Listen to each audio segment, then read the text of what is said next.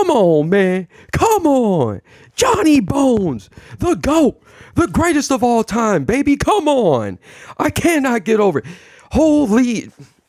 I'm telling you what, every single time I'm about to have a heart attack watching this man fight. You know, you guys know how it is watching your favorite fighter fight.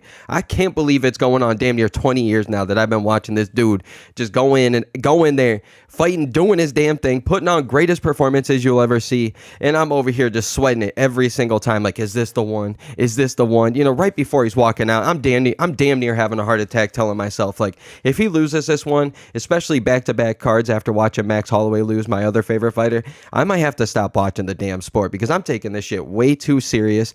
John Jones, I'm not even him. I don't even know the guy. And I'm over here stressing it. He's walking out there. My goodness, for him to go out there and do that. Come on, baby. Come on. Oh, my, the absolute destruction of this man, Stipe. Say what you guys want. Say what y'all want. Okay, I will understand this. When it comes to the surreal G.O.A.T performance, I don't know if that John Jones is going to beat Tom Aspinall. But this John Jones, oh my, boy, quit it.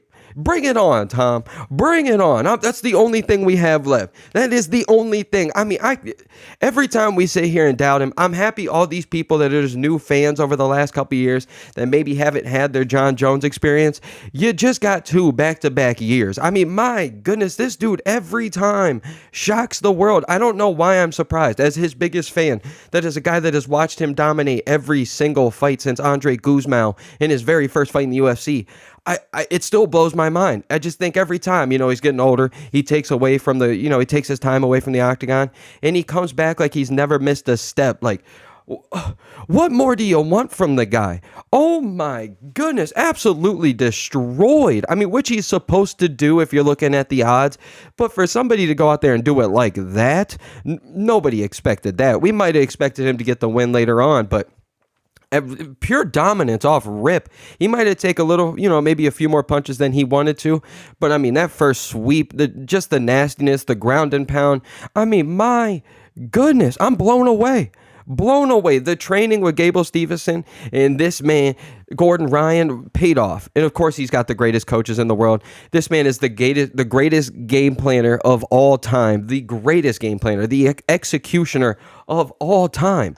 Now, don't get me wrong. Nobody can deny the fact that a 42-year-old Stipe is something, but it's a different animal when we're talking about such a young and hungry bull like this man, Tom Aspinall. And, I mean, don't get me wrong. I will be excited to see what happens if they do fight because it kind of sounded like they're hinting it towards it in his post-fight, you know, interview. But, I mean, if we're being honest here, man, I'm looking forward to it. You know, one of the biggest questions, don't get me wrong, I know Tom Aspinall's got the speed. I know he's got the wrestling as well. At least that's what they say in this heavyweight division. I think DC and John Jones has proven like maybe they don't really have that wrestling and maybe just one guy can stand out. But I mean, if Tom Aspinall truly has that wrestling and that speed and that power, I mean, it can make a, you know, a total game change no matter what. But nobody can deny that fact. We've never seen that dude even go to a second round, third round, fourth round, fifth round. So it'd be exciting to see how Tom Aspinall deals with John Jones.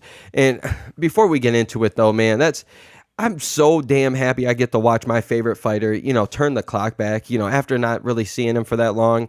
And if you guys watch a surreal G.O.A.T fight, you know, granted, you know, he did go, you know, he did take him down and, you know, got the submission quick, but his stand up there for a little bit looked terrible. And I think they've alluded to it, I don't know how many times, him with all that weight, you know, maybe he wasn't the greatest for his stand up, but to see prime John Jones back throwing every different thing, like you have no idea what this man's going to throw. That's the greatest thing. If you're ever going to go back and watch prime John Jones, if you haven't, man, seeing his, you know, just everything in that bag, they say nowadays, everything, all the utilities that man's got. I mean, elbow, you see it, the straight the teep shot to the fucking body all night. I mean, the question mark kicks, the elbows, the jabs, the straights, the weird oblique kicks to the legs, all 18 different style kicks he's got to the feet and legs. It's insane. And then you add into his clinch game that he's got, and then the takedowns, the ground and pound might be the greatest we've ever seen. I mean, honestly, man, I'm not trying to surf the guy up, but John Jones is the greatest fighter we've ever seen. And, you know, as a fan, it's kind of depressing because all these people, you know, kind of either forget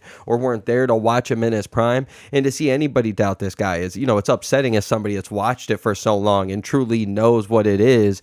And to see him just give everybody that, you know, that little, you know, check back into the time and like, hey, look, I'm still the man. To see that tonight, I can't get over it, man. Save the card.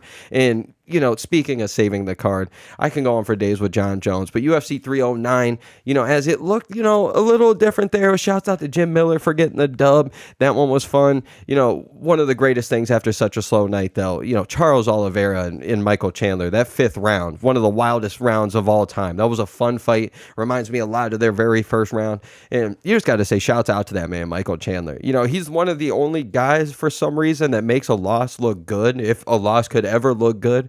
I mean, we see it with Justin Gaethje. We saw it with Dustin Poirier. We saw it with Charles Oliveira the first time. When he loses, I mean, it doesn't feel like a loss for him because he goes out there, puts on a great performance. If he gets finished, okay, at least he's rocked every single one of these guys that he went in there with, if not knocked him out. So it's shouts out to the guy for him to go out there and get his roses. It didn't look good at first, them first 4 rounds. Still, if we look at it as a total fight, absolute dominant performance when it comes to Charles Oliveira. Shouts out to that dude. You looked scary tonight. Looked phenomenal. If we get the same, Charles Oliveira we saw tonight mixed, up against, maybe the Islam Makhachev that we saw, going up against Dustin Poirier. I mean, Charles Oliveira is looking good, but for Michael Chandler to survive, during all of that and to make it to that 5th round and make it fun at all and just leave everything out there, it just seems like it was everything that he needed after waiting such a long time for Conor. And I'm sure Conor was probably laughing his ass off there the first 4 rounds, but for Michael Chandler to go out there in the 5th round and do what he does and just to show himself and to show the world, like, hey, I know I'm older, I know I've been off for a while, but I do belong here, at the top of the division. I am one of the greatest 155ers in the world. So shouts out to that fight. That one was fun. I'm excited for whatever they do next with those guys. 155, clearly, it speaks for itself. It's the greatest division out there.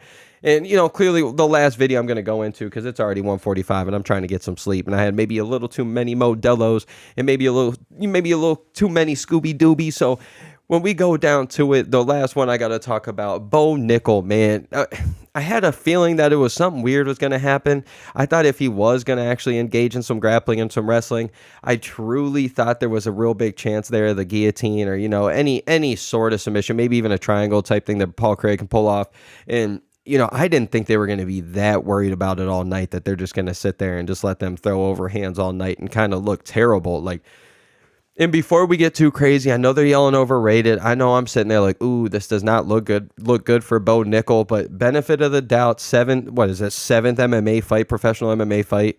And if we are going to be honest, this does remind me a lot of Paddy Pimblett versus the Jared Gordon or whatever match you want to talk about. When we see these guys that are hyped up, that are supposed to have great performances, and then you remind yourself that Paddy Pimblett, his very next match, his fight, goes out there and does the thing to Bobby Green or King Green, whatever you want to say, and you reminds the world like, hey, I'm a killer, dude. Don't mess with me just with one bad performance. So Bo Nickel doing his thing, if he's going to be up there, at the top of the echelon of the division, now I think that's kind of proven tonight. I think that got questioned. I don't think it's quite ready for him.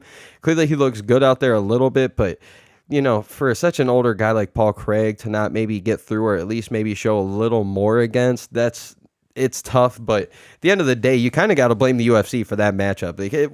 It's always like that. When we see 2 grapplers or at least a wrestler versus a submission artist or 2 high-level strikers going up against each other, it always ends up turning into the opposite. We know this, and I just kind of had a feeling it was a bad performance, or at least setting him up for both of the guys having bad performances, but I'll tell you what, to see somebody out there make Paul Craig look decent out there with his kickboxing, I mean, that's questions enough for you.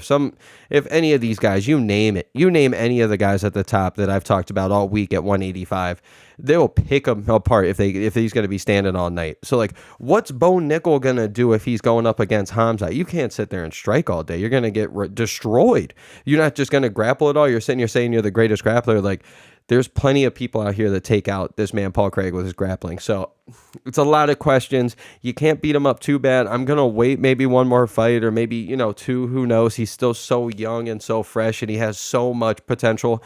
But it was just a bad chance, a great chance to perform great and to put on a beautiful performance in front of Donald Trump and the whole Madison Square Garden. I mean, it's the Mecca, and he kind of fumbles the bag. So, I mean, you got to think the amount of finishes this man has already for the UFC. You can kind of let one slide, but I don't want to hear any Hamza talk the rest of the night. So, as always, your boy, Stephen Moustaris, UFC 309, amazing. And let's go, John Jones. Let's go, baby. The GOAT. The GOAT.